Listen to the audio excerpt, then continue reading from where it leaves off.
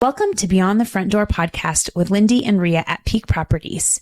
We are real estate agents in Cheyenne, Wyoming, and we bring you stories that make you laugh, cry, cringe, and inform you. Come on in. We put the real in real estate.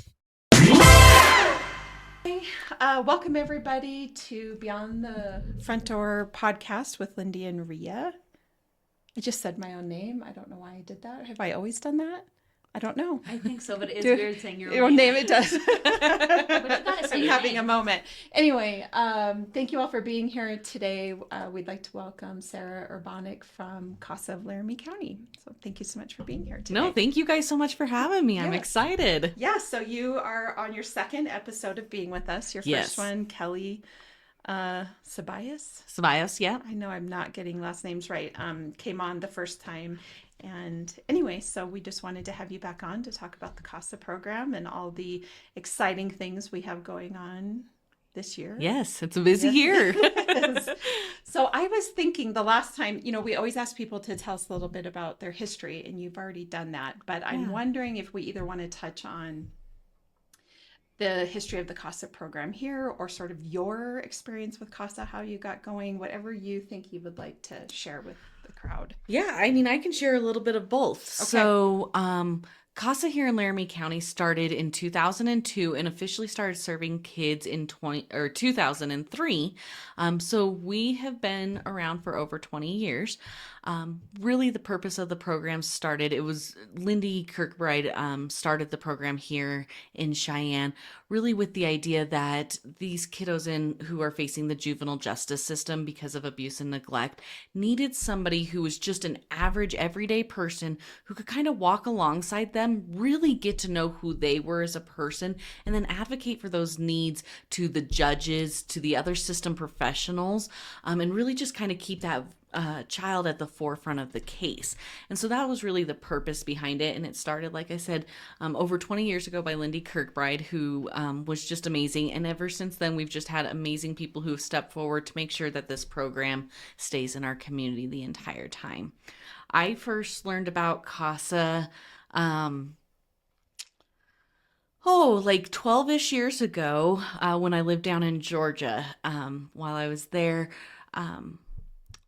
I had an experience where it made abuse and neglect a reality in my neighborhood. Frankly, my neighbor at one point in time had shot his wife and his 5-year-old daughter before committing suicide. And as things do, after something crazy happens, a lot of stories started circling around that they had involvement with the department system. And the system, and in a different state. And that really sat with me and it bothered me. I wanted to know, how does this happen to our kids? Like, we all know that abuse and neglect exists, but we rarely stop to think about that it could literally be our neighbor or our friends or any of that. And so that was the reality, that this was literally my neighbor. I spent time with these people. Their child was in my home. And so that realization really stuck with me. So I wanted to know, how do we help? What do we as individuals do to help for children who are facing abuse and neglect? And so I think I probably Googled it, and it popped up with a CASA program close by to where I lived. And so I called them and I said, tell me about it, and I want to know. And they did. And I fell in love with the program. I knew in my heart that that's where I wanted to be. So I became an advocate down in Georgia back in 2013. And then when I moved back here in 2015, one of my first calls was to the old executive director. And I said, hey, I was a CASA advocate in Georgia. I want to be one here. What do we do? The kind of phone call that every executive director wants. Right? Thank you. Yes. Yes. You're hired. Yeah. And so I did the training here to learn about Wyoming laws, because Wyoming laws and Georgia laws are different. And I became an advocate, and then eventually I became a board member for CASA, and then eventually the executive director. And so I always tease that CASA, outside of my kids and my partner, is my long-standing relationship, because I'm in love with the program. And I really feel like it's one of those programs that once you get involved with it, it kind of gets this hold on you and you can't really walk away. Once you see what exists, you got to keep doing something to try to help. And so, and I think CASA is just that kind of program. So it is one of those that once you know about it, it's hard to, it makes such a big difference, and it's for children. Yeah. And I think when you were talking about how it happened in your neighborhood, I feel like we see these stories, and we even saw one recently in the news here in Cheyenne where I think neighbors are really crucial in helping to protect children, because how many times have we seen on the news where some neighbor says, God, I hadn't seen those kids in a couple years.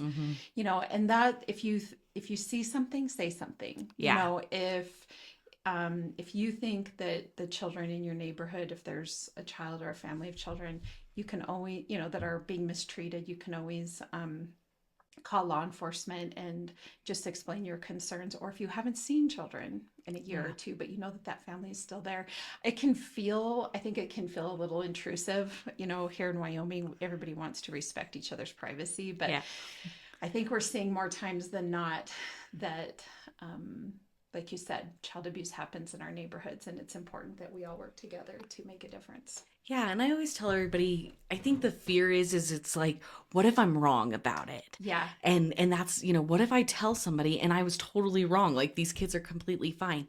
And my challenge to that is, but what if you weren't wrong and you didn't say anything? And so, if you report it and nothing's going on, no harm, no foul, those kids aren't getting taken away, anything like that. But if you don't say anything and something is happening, that risk is just way too great. And so I always say, err on the side of caution. The worst you do is you say something. The Department of Family Services does an amazing job at investigating it. So they don't just get a call and be like, oop, now we get to go take these kids away or anything like that. Right. They have to look into it. And if those kids are safe and happy and healthy, and there's not an issue, then they're going to stay at home. You know what I mean? And so it's really not a severe thing. You also don't have to worry about, I think a lot of people worry, like, what if they know it was me that that called them in or whatever, and then they're angry at me or retaliate against me. And I always like everybody to know that that you can report this anonymously, and nobody has to know that it's coming from you. So just as an encouragement for those who are maybe wondering, like, how do I go about this?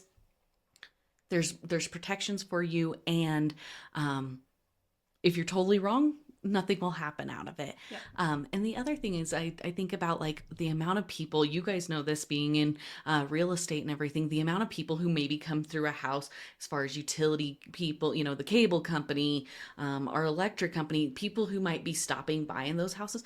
Those are really unique people who are inside a person's home and may notice things that are a little bit weird, like locks on the outside of doors, or things like that. We do. Yeah. And those are things that make us go like, ooh, what's happening here? Like, that's kind of an odd thing. Most of us aren't locking a door. Outside of a bedroom door. Yeah. And so like, those are things that might make us go, huh. This is odd. Maybe not anything related to abuse and neglect, but it is something that makes us go, huh, that's a little different. Well, listen to your instincts. Yeah. If you think something is wrong, there's a good likelihood that something is wrong. Absolutely. Yeah. There's not very many reasons I can think of to put a lock on the outside of a bedroom door. No, because you're keeping something in. And so that's really the purpose. So yeah. And we have seen it.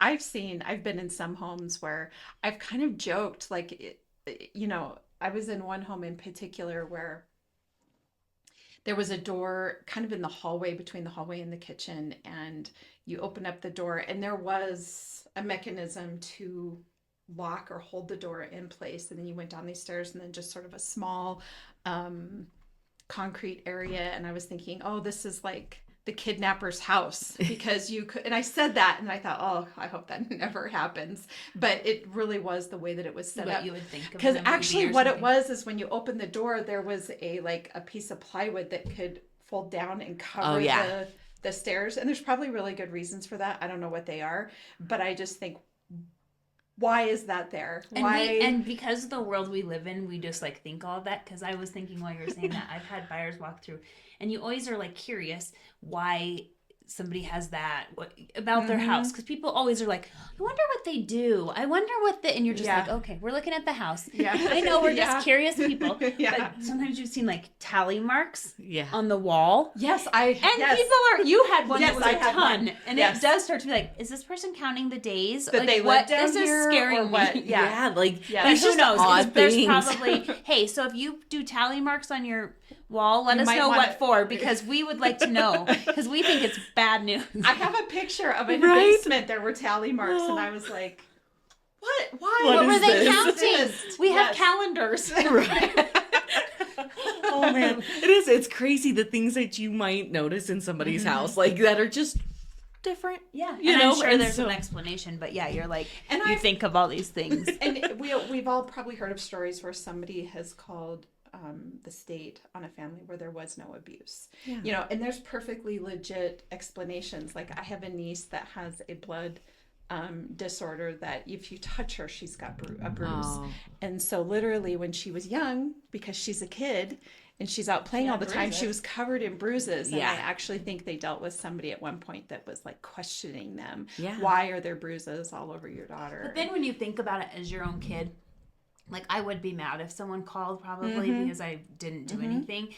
But you also have to think of it as like, well, people are watching out for your kids. Yeah. Yes. Yeah. And at the end of the day, like that's really the way is you got to kind of approach it Thank God from the people like, are paying attention. yes, because there are too many of them, and that's one of the things, kind of like what we were talking about. We've seen a lot lately in our local news. What I call kind of like the big cases, Profile. like yeah, where we hear of these horrible things, whether it's child pornography, molestation of children, all of these kind of like big things. And we're like, oh my gosh. And I read the comments on it and I see people who are like, how does this still happen in our world? And all I can think is man, those are a small number of things happening in our community. The number that are actually happening is so much bigger. And so like, if we can just approach it like somebody cared about my kid enough to say something. Just to make sure. Yeah, just to check in and make Yep. sure that they're okay. Because there can always be lots and lots of reasons why somebody, a child may have some bruises or maybe isn't going to school. Lots of different things can happen. And so it doesn't always equal abuse and neglect.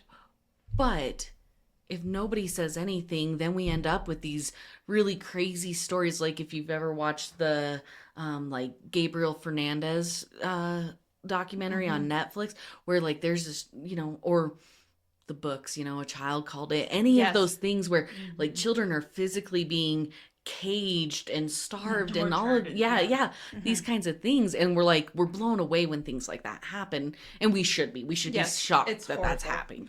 Horrible. Listen to me. right? Awful and horrible. all in one. Together, yes. Yeah. But there are those things, but if we can say things early and maybe help get a family resources, so that they can go on to be reunified with their children and help raise in a happy, healthy, safe home, that's fantastic. Versus it turning into something really severe. Although those severe cases are just A minute. a minute number Part. of what's actually happening. I used to tell everybody all the time because, like you, I worked in it for about 11 years before volunteering in it. And I could probably count on one hand the number of parents that had literal cruel intent. Yeah.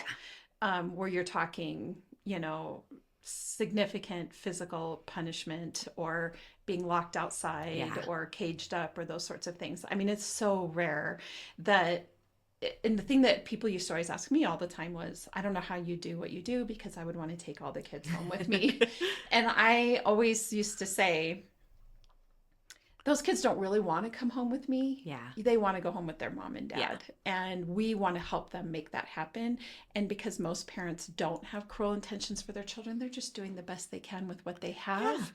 Then it's easier to look at becoming a CASA advocate, volunteering to Yes. help families get to a better situation, because that's really what we want for them. Yeah, exactly. Yeah. Because if we know that a kiddo's desire is to stay home with remain in their home with their mom and dad or be reunited with them, and we can do that in a way that is safe for that child and that child gets that, like, why wouldn't we want to do that? And I always tell people, like, when we do our advocate training class, I always say, like, if you really, really think about it, is there somebody out there who could have raised your children better than you can? They have more money, access to better things. Yeah. The reality is probably. Yeah. There's probably a mom out there for me who doesn't swear as much as I do or things like that. You know what I mean? Like, there's somebody who's out there who's going to be a better parent than I am. But does that mean I shouldn't raise my kids? No. And so, like, these families, if we can help and bolster them to be happy, safe families, that's what we really want to do. Sometimes that doesn't happen, and we really need to then switch and look at adoption and things like that. But most of our cases are looking at reunification, and working reunification. And it's a really cool thing to see when that actually changes. And these families are better off now after they've had, resources given to them, and they've learned some things and different approaches. And it's really a cool transformation to see for these families, and to see how it impacts those kids getting to go back home to their family too. Well, and I think too, we have to keep in our minds, everybody has a different standard of living. Yeah. Right. And what we consider to be ideal, the level of ideal varies based on the family. Right. Yes. And so, if a family of, if a couple has 5 children and they only have 3 bedrooms, which means 2 or 3 to a bedroom, in nowadays terms, that would probably be considered less than ideal. Right. But in full reality, I mean, 100 years ago, it's fine. It's absolutely fine. And 100 years ago, we had entire families living in one room. Right. So we have to keep into perspective something called minimum sufficient level of care. Yes. Can they put a roof over their head? Can they feed them? Can they put clothes on their back? Can they get them to school? Can they do those things?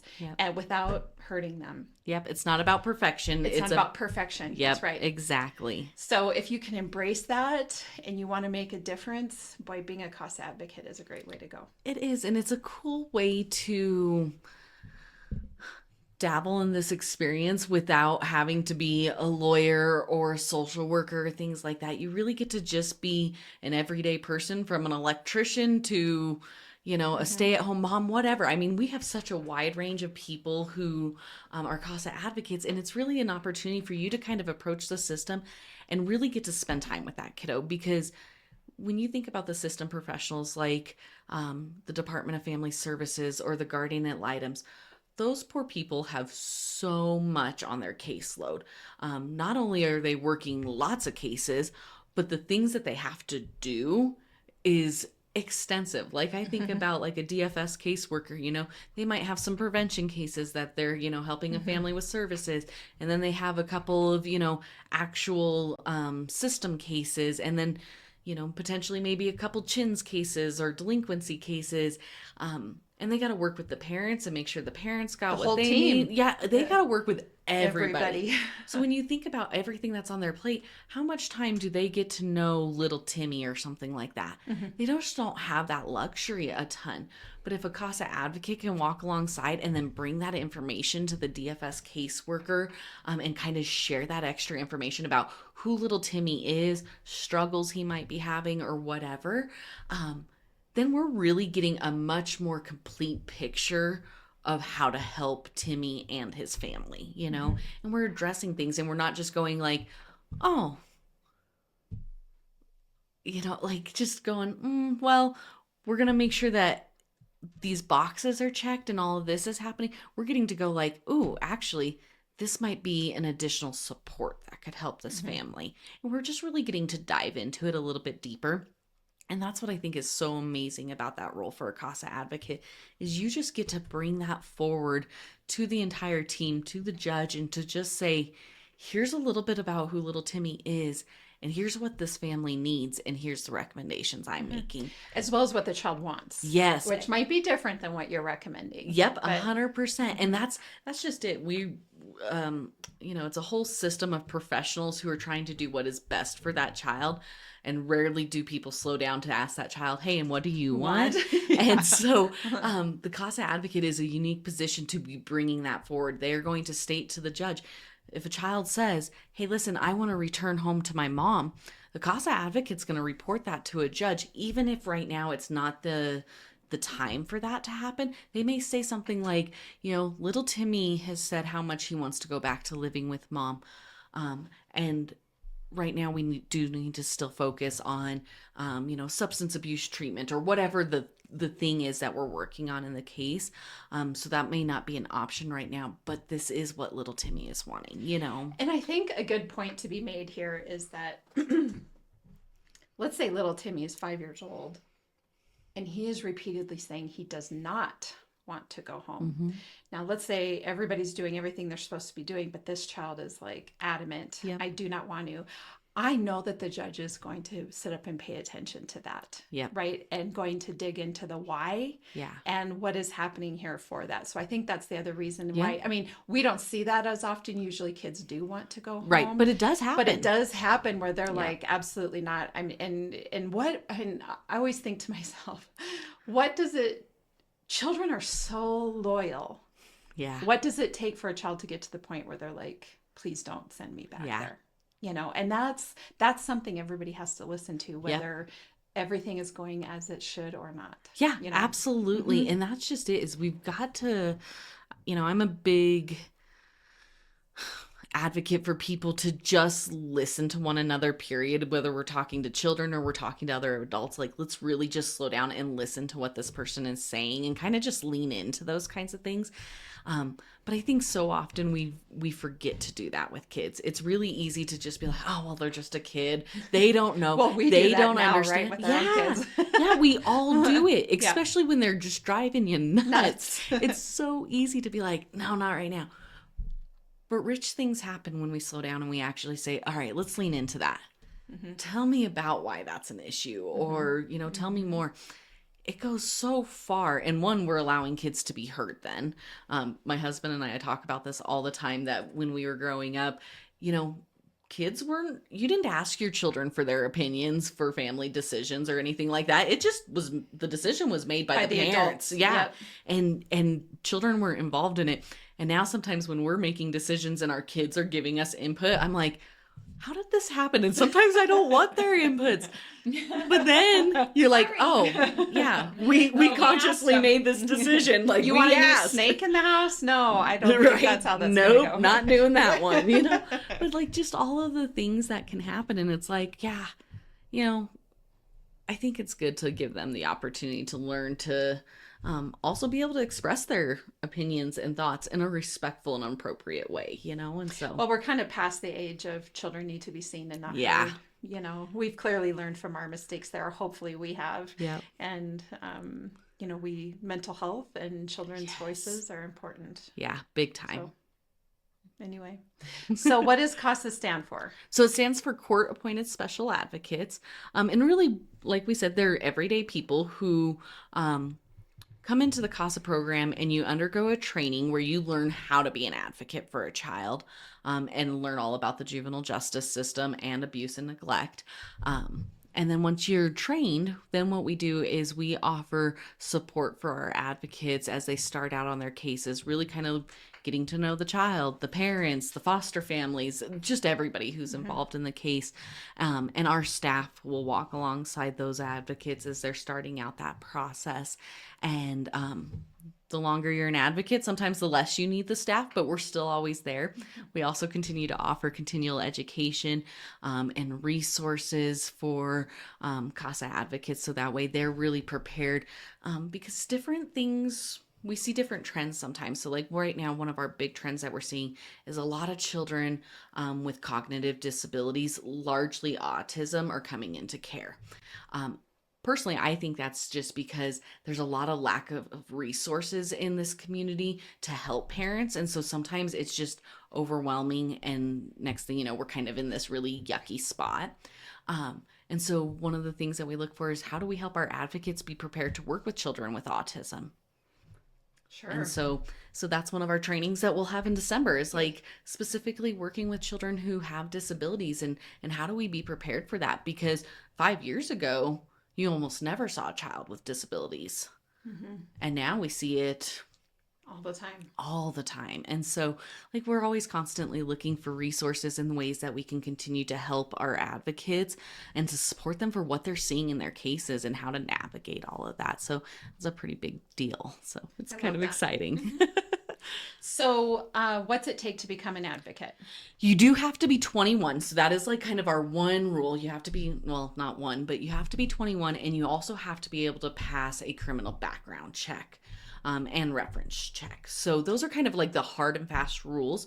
But beyond that, it's calling the CASA office. We have a training starting on October 2nd is the first night of training, but we're having an orientation. So if people want to learn more about being a CASA advocate, on September 29th, they can come to the CASA office at noon. And we're going to hold a little orientation and talk about what it means to be a CASA advocate. But then we're going to start class on October 2nd. It's typically every Tuesday and Thursday. From 5:30 to 8:30 p.m. We provide supper and the education. And you kind of come and learn about some of those topics like that impact child abuse and neglect, and how to be an advocate. And after you complete your training, you get sworn in by a judge, which I think is a really important deal that I really like to stress to people is that our volunteers are, yes, volunteers, but it's kind of this elevated thing where you're taking an oath in front of a judge to uphold and to help protect this child and to help this child along. And that's a big deal. And so we really get to celebrate that with an advocate. They get sworn in by a judge. Typically our board and our staff members are there to kind of celebrate, and then that person's friends and family. So it's a really nice, exciting experience. And then after you're sworn in, that's when we start kind of exploring what's the best fit for you as for a case. Because it's not just like I always tell everybody, we have lots of cases that still need advocates, but we are also really intentional about the advocate we choose for a case, that they have skill sets that may be helpful in that case, or sometimes you just have a kiddo who needs to be seen more than once a month. So they need that connection. And so we look for somebody who has the availability to maybe visit once a week or whatever it may be. But we really try to match the advocate and the case together, so that it's a really good fit both for the advocate, and so it's something that they're comfortable working in, as well as for the case, and that it's being helpful in the case. And so once we find that case for you, then we have you review it, and then we start talking about the process of getting you assigned to the case and starting to work the case. So it's really And then exciting. you become a member of that team, Yes. right? That gets assigned. So the judge assigns a team of people to that family. Yep. And the advocate becomes part of that team. Yep. And it's amazing. It is really amazing. You didn't actually become a CASA advocate, did you? You worked within the program, but didn't become an advocate. I don't think I was 21 in time. Oh, probably not. I'm trying to think, but I bet you're right. I don't know if that was a rule there too, but I imagine it was. It probably was. Yeah. I think it was kind of standard. Yep, I think it's a nationals Yeah. rule. So. Yeah. How long is the training for? A month? So it's 8 classes. Okay. And typically on a Tuesday and Thursday night from 5:30 to 8:30 p.m. So 3 hours, it's 24 hours of classes, and then some outside reading that you do before the next class. But it's really, really geared and focused towards how do we prepare you to walk in this, because it is a complicated system, man. It is complicated. And I guess I would just put it out there to anybody that's considering is that I think it can feel really heavy or sad, but really once you get into it, it's not that bad. Right. I used to tell my staff whenever we would get a new family in and you're kind of coming to understand what happened, that first initial day can be a little tough depending on the situation. But I would tell everyone, grieve today. Allow yourself the time to grieve of what happened, but then tomorrow let's roll up our sleeves and help this family get back on track. And once you get to know the parents and the family involved and you understand that it probably wasn't malicious, it's not intent, it really comes down to their capabilities and the things they have going on in their life, it becomes much more easy to have compassion for that family and get them back rolling. Yeah, absolutely. We have not had, she is still one of our advocates. And it's amazing to me the cool things that happen, because like you said, you get that case and it's sad. Like nobody loves the cases that we're getting, and we're not like, "Ooh, great, this is awesome and are fun." Like it's sad and it's heavy. And I can think about one of our advocates who, she's fairly new, started this year, and she gets assigned to this case, and it's a heavy case and it's sad. And she eventually goes to start meeting with the kiddo, and the kiddo is placed in a facility. And those are always kind of hard cases because they're not in a foster home. They're not with family members. They're in a facility, and that's hard, and that's so maybe heavy. not as much love and nurturing going on. You're not getting that. And so, and this particular facility is kind of, well, not kind of, it's attached to a juvenile jail as well. And so it's just not ideal. a warm place. You know what I mean? But so she's going to visit this kiddo. And so she calls out to the facility, and she's just asking, like, how does this work, and everything like that. And so they get her set up to visit, and they say, just as a heads up, he cannot and does not like to use the phone at all. And he's got a disability and stuff. And so she's like, okay, no problem. I'll just visit in person. And so she goes and visits him at least once a week. Sometimes it's more than that. Wow. And when she goes to visit him, every single time she reads a story to him. And just gives him something where it feels a little bit more loving and less like a facility, And so they have these really great interactions, which I think is beautiful all in itself. And I got to sit down with her a few weeks ago, and she was telling me, she's like, you want to know what happens now almost every single day? He calls her. And it was something that the facility was like, he will never do it. Like, it's just not his thing. He hates the phone to be on the phone. But he calls his advocate almost every single day. Sweet. And isn't that just amazing? That is sweet. So there's these really incredibly beautiful things that come out of these really kind of yucky, sad situations.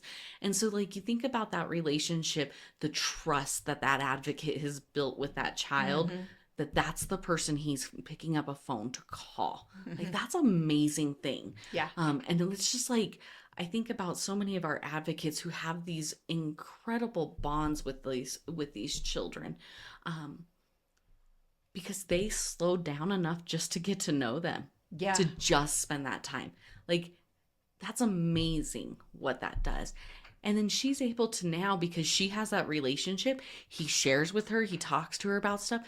And then so she's able to bring this really unique perspective from this child to the rest of this team to say, how do we look at this entire situation, not just, a smaller aspect. We get to really look at it holistically, and how do we approach it, which I just think is really cool. Like, if we're going to make differences in things, we have to be doing that. The other thing is like, just statistically, like, there's some, I can't remember, it's been years ago, I was writing a report and talked about like something like 70%, and nobody come at me if I'm totally off on my percentage, but I think it's something like 70% of children who are in foster care now will grow up and eventually have their own children in foster care. Yeah. So if we want to talk about like breaking the cycle and how do we end child abuse and neglect, it's by working with the children who are in foster care now, so that they grow and develop into healthy adults. Yes. Whose own children don't later end up in the system. And so I think about like, well, how do you grow healthy, children into happy, healthy adults? It's the same way we're all doing it with our own children. We love on them. We give them guidance. We talk about healthy boundaries, healthy relationships, and we encourage them to grow into these different paths and explore these different paths. And that to me is what's really cool about an advocate, is you get the opportunity to build that kind of a relationship. And sometimes that will last. We have advocates who are invited years later to graduations and things like that. And sometimes it ends at the end of a case. It just depends. But what you did in that case, the way you mirrored appropriate behaviors or appropriate reactions, can have a massive lasting impact for that child.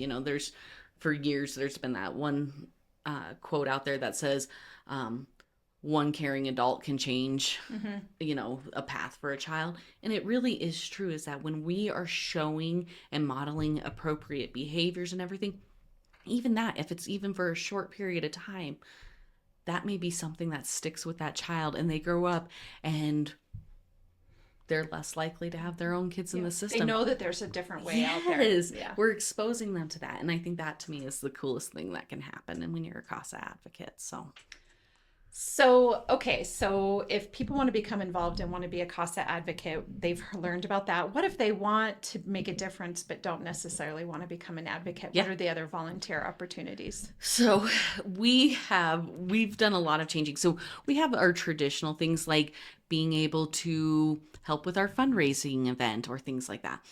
But one of the big things that we've been exploring is like somebody who might be willing to help. Maybe they're really good at outreach things and they want to come help us set up a booth and a table where we're giving out goodies to kiddos or whatever it may be.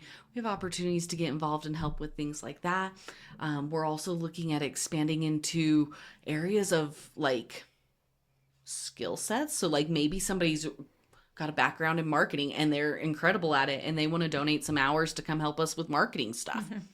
Fabulous. We'll take it. We will take it. Come. Don't even hesitate. Just come see me.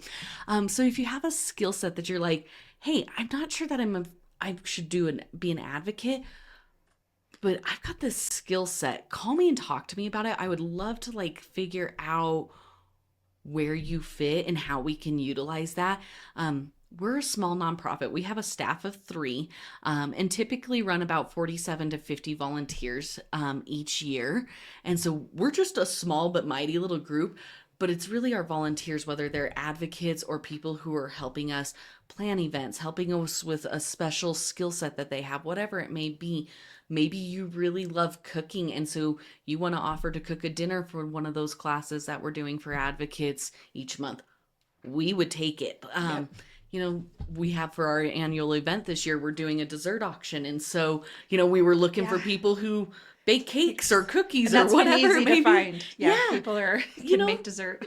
These little things. And that goes so far for a nonprofit, is to just have people who say, hey, I got 5 hours a month that I could give to you helping with X. Like, could you utilize that? Sometimes we're trying to clean out our storage area in our basement and organize it. And so some people who just want to help us carry boxes and sort through them has been a huge help. So we have lots of areas that you can get involved in. Just call us and we'll talk through kind of what fits best for you.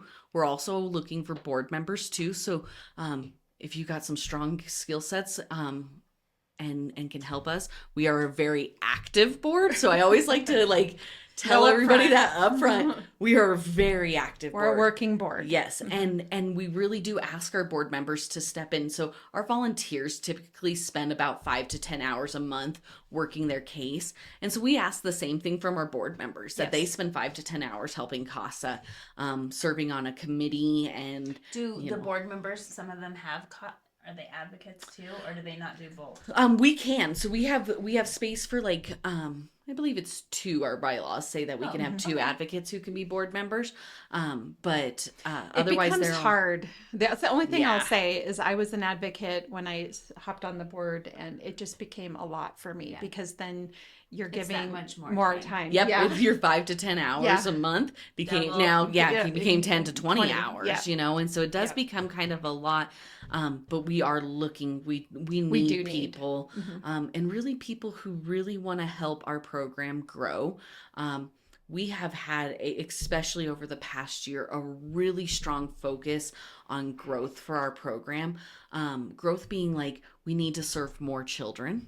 And how do we serve more children? Well, we need more advocates, and that requires more money and all of the things.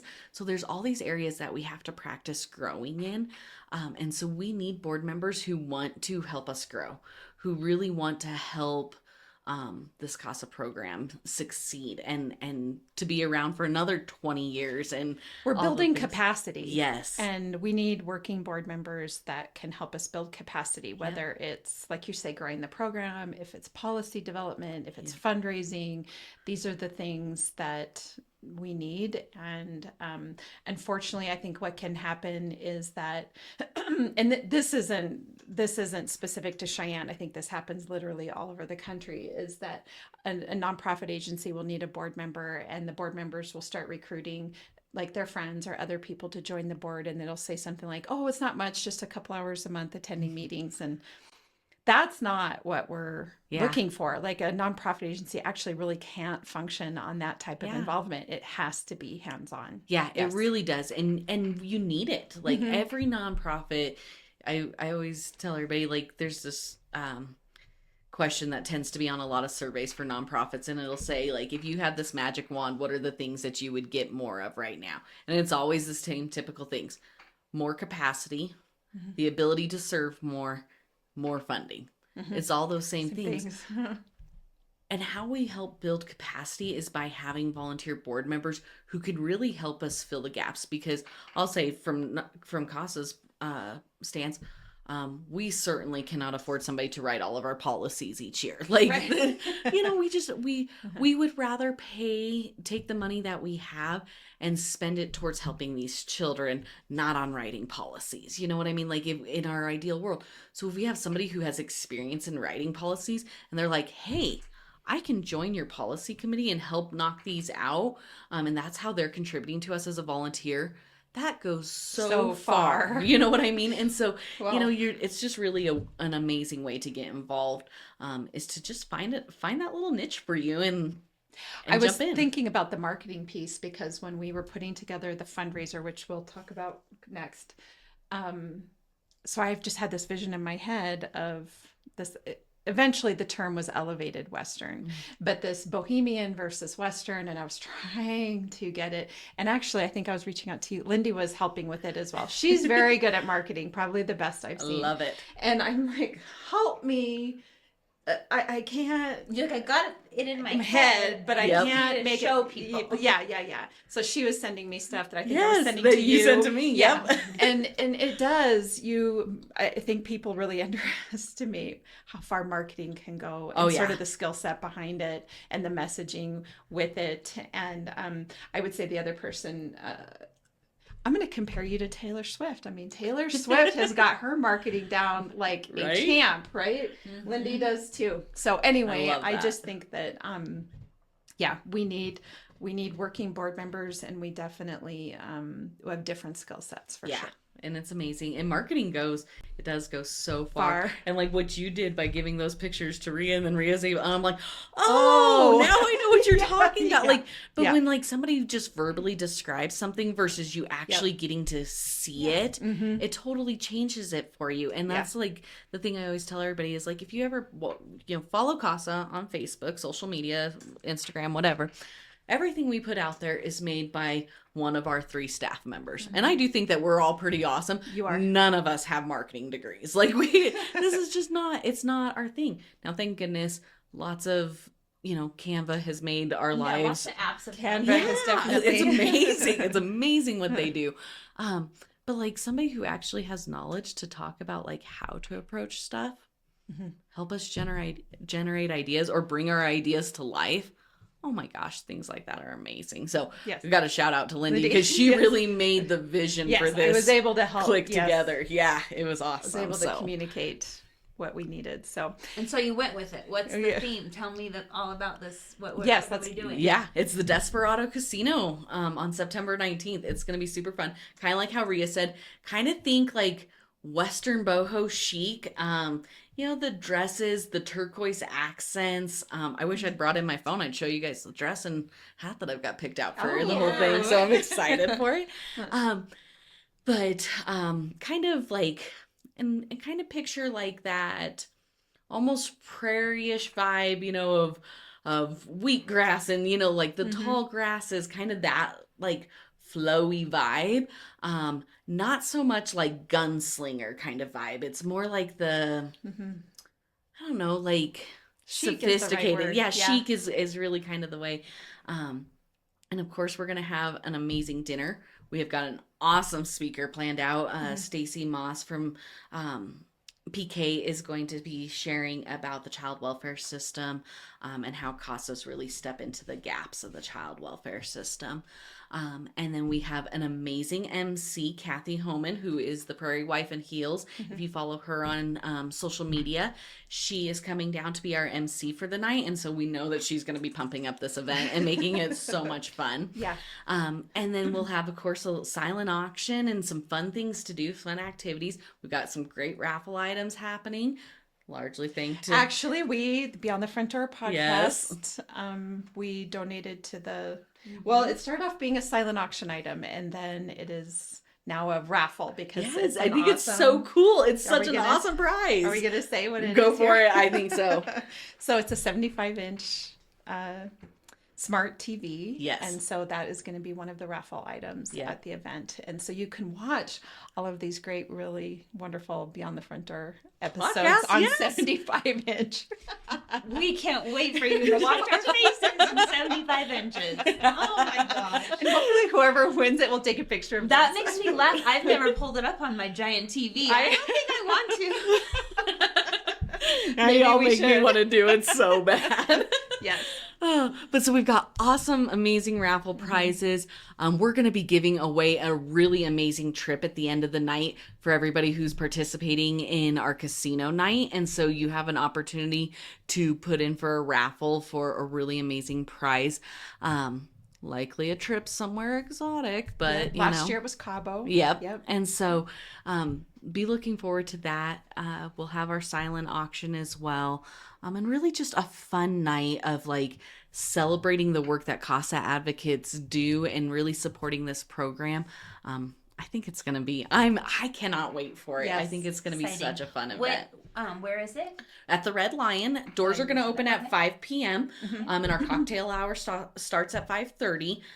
So come in, get drinks, browse around the silent auction, get kind of ready. And when we kick off the night, we'll open the doors for some casino playing and everybody will kick the night off with some fun games. And then we'll stop and get some dinner and listen to our amazing speaker and just really, I don't know, I guess having fun supporting a cause. And really the difference it's going to make for the kids is what's going to be really cool about it. And so I'm pumped. We've got only a handful of spots open left anymore. So for individual tickets. So if you want tickets, you want to get them now. And you can just go to casalc.org and click on our donate button. Tickets are $75 a piece. And so go ahead and put in however many, the total amount that you need to buy, and get your tickets reserved because we really are selling Almost out sold quick. out. Yeah. And so it's exciting. I don't know that we've ever had that problem before where we've been like, oh, we're running out of tables. So get your tickets right away. It is cool. Yeah. Well, everybody had so much fun last year that it made it very easy to get sponsors this year and have people attend. It was a lot of fun. Yeah, it is. It really is an exciting night. So yeah. Awesome. Well, thank you so much for coming on and sharing about the CASA program. Well, thank you We guys. really I appreciate you guys for all that you guys do for CASA and for I have to go everybody. shopping for an outfit. Yeah, right? Yeah, her and her mom are coming, and as you know, her mom was the director of the CASA program Yes. before me in Gillette, so it's always fun to have her come along. Have you both come along? Yeah, that's exciting. Participate. I love it. Your family's very big on anything child oriented. Yeah. I think you guys, the Children's Museum is the one that you really support as well, and yeah, we do I love that. care about kids. Yeah, we gotta like them a little bit. We They're our kinda like them futures. a little bit. It's just the way it is. They're all gonna grow up and be adults at some point in time, and so we really gotta help support them and do something for them. So I agree. So wrapping up, I guess I want to know what's your favorite thing about Cheyenne? Ooh. So I was born and raised here. I left for 4 years and came back. I love it here. And so for me, I think it's just... And you moved somewhere warmer. Yeah, Which I think is warmer. why people leave. Yeah. They're like, I want warmer. And then you came back. And I still came back, and it's like, even where I lived at was kind of similar in like it wasn't a big giant city kind of thing, it was a town that was about the size of Cheyenne, so very similar and comparable, but it's just home. You know what I mean? Like there's just something about this. This is a place I've grown up. It's the place that I wanted my children to grow up, and so there's just there's something comforting about that. And I guess it's the relationships that you build with people in this community. I can think of, I love so many people here. And so it's just an awesome place to be. Yeah, it really just is. And so I don't know that it's this one thing. It's just more about, this is a home. Like, to me, it will always be home. And so it's the place that I want to be for forever. I'll go visit the beach and things, and I'll enjoy that time, but I'll always come back. Yeah. So. Well, it is cooler here, and thank God. Right. Now. I'm loving it. Yep. Okay, so if you could buy real estate anywhere in the world, where would it be and why? Oh, gosh. And money's no object. And money's no object. I mean, listen, we're spoiled with the house that we have. Our house butts up to BLM land, so we've got like nothing around us out there, and I really enjoy that part. But I guess I'd probably get a vacation house by a beach somewhere. I love the beach. So that way I could just go visit, especially in the like winter months when it's cold here. And it's still like 60 degrees there, and they all think it's freezing, so nobody's outside. And we're like, this is beautiful. Like, a beach house, we really like, there's a place called St. George Island down in the Gulf of Mexico. And I love it. We've gone there for so many years, and it's just this little, the whole island is like a mile wide and then like 26 miles long or whatever it is. And it's got its own little forest thing on one end of the island. I love it. I'm obsessed with it. I'd love to visit there. So probably a house there that I could just go vacation whenever I felt like it, I think the key is for there to be no service. Yeah. Yes. Right? That's what yes. We all have to unplug. Where you can unplug. Yeah. Sure.